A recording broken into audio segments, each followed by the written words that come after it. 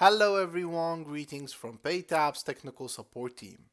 In this series, you will learn how to integrate with PayTabs through our PT2 API endpoints. Throughout the series, we will walk you through the second integration type, which is the invoices. And for the purpose of this series, we have created a very simple Laravel project to walk you through the integration process. But feel free to follow the steps in this series with your own project, whatever the programming language or the frameworks used to integrate with PayTabs. So, let's get started. In this video, we are going to learn more about one of our follow-up transaction, which is the capture transaction. So, let's get started.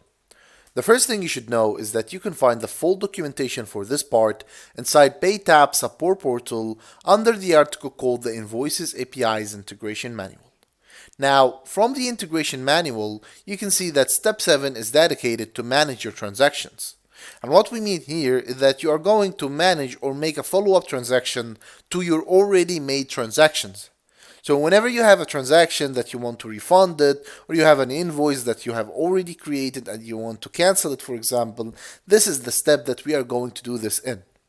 So for this part, we are going to talk about the capture transaction, and actually for the capture and the void transaction, these are a follow-up transaction that is done upon auth transaction only.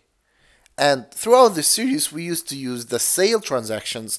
And actually, if you want to learn more about our transaction types, the differences between them, you can check our solution article, What is Transaction Type? And as you can see here, that the sale transaction, that means the amount of the transaction will be deducted directly from the customer bank.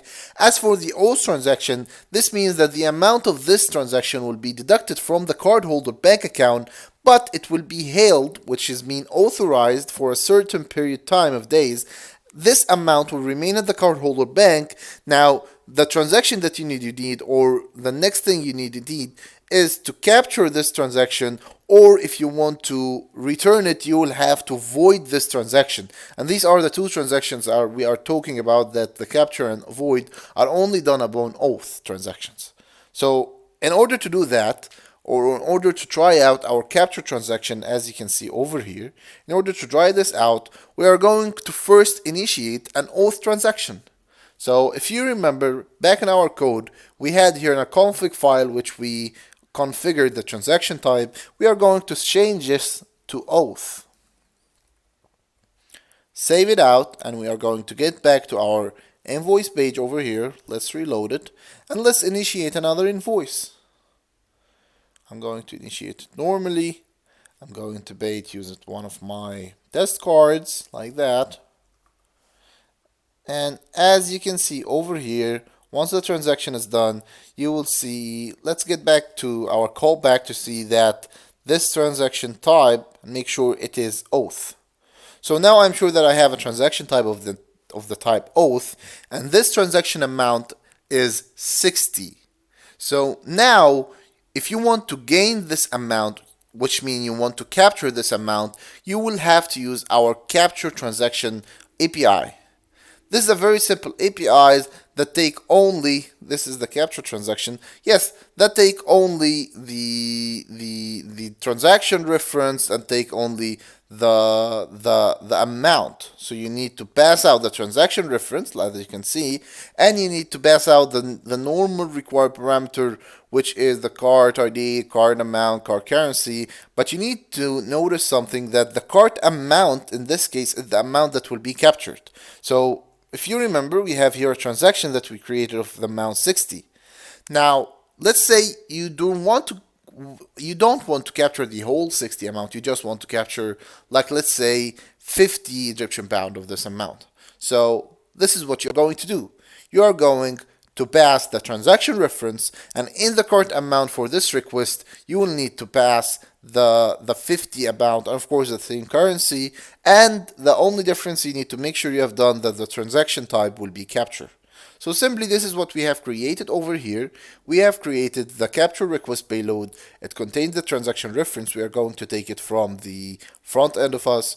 It contains the card ID, the card currency, the card amount, the card description, and the card amount I'm also going to take it from the front end. But actually, in your case, you don't need to do that from the front end, as an interpretation could be done about the data sent from front end. So it is better for you to done it upon or from your back end. This is just a test case or use case. We are making it to show you this out.